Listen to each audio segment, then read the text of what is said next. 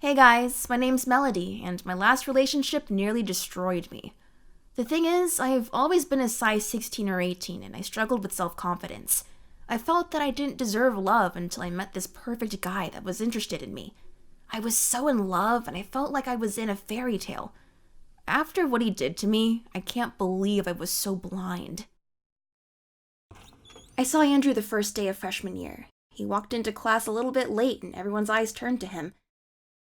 He was cute, athletic, with an amazing smile that could light up the whole room. And he was totally out of my league. He sat down in front of me, and I couldn't really focus on the subject anymore. I was watching and drooling, honestly. Later that week, I was walking home from school, and suddenly I got a Facebook message from him, asking for a math assignment. I wrote to him that I didn't have it, but he called me anyway. We started to talk about Call of Duty and movies we'd seen. We clicked immediately. It was so easy talking to him, like we'd known each other forever. When I got home, I couldn't keep myself from smiling. Soon enough, we were on the phone for hours every night. He even came to my home. I introduced him to my parents. He introduced me to his. But we never really talked at school. If he'd see me in the hallway, he'd just give me a nod or a half smile and walk away. I figured he liked me and just didn't want everybody knowing his business. You know, those couples who always walk around glued to each other or kissing all around the school really look ridiculous. But those hours after school with Andrew's arm around me and my head on his chest were everything.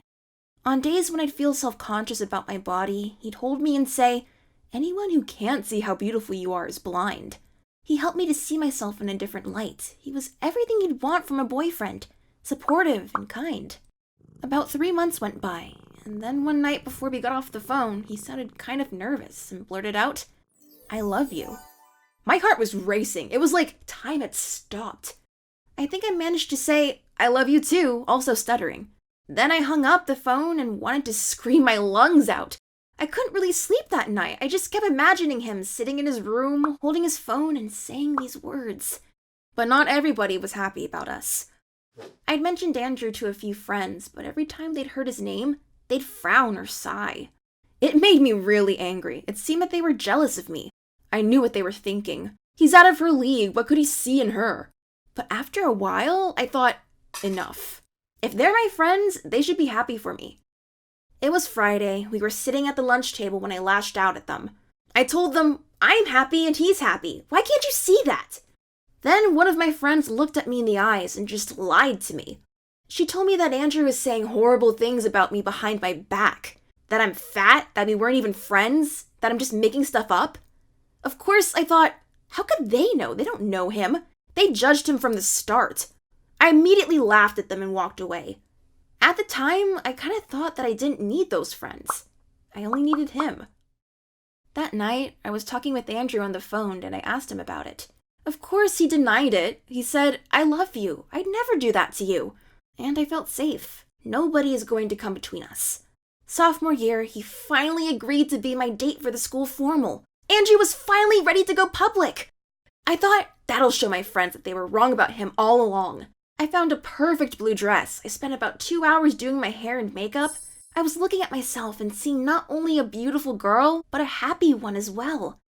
Hours before the dance, though, his mom called and said Andrew had an eye infection and couldn't make it. I was crushed. I was sitting in my room all dressed up and crying. But still, I hoped he was okay. I tried to call him, but then I saw the pictures of Andrew out with his friends. I was scrolling through the pictures with tears running down my face. Why would he lie to me? Then all the dots lined up. It all made sense. Him not wanting to go public, the rumors about what he was saying behind my back. Even though it made me feel like a dirty secret and it crushed my self-esteem even more, I couldn't let him treat me this way. The next day, after school, I called him and said that I didn't want to see him or talk to him anymore. He was beyond angry. He got all defensive and said that he never loved me anyway. I cried my eyes out that week. I would hide in bathroom stalls during breaks, crying, ashamed, thinking everybody knows how ugly and pathetic I am. But one time, I saw him laughing near the class, this evil, uncomfortable laugh.